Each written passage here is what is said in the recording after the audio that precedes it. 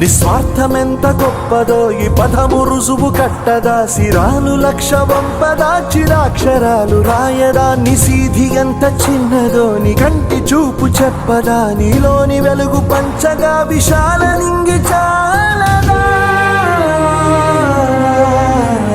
మనుష్యులందు నీ కథ మహర్షిలాగా సాగదా, మనుష్యులందు నీ కథ మహర్షిలాగా సాగదా.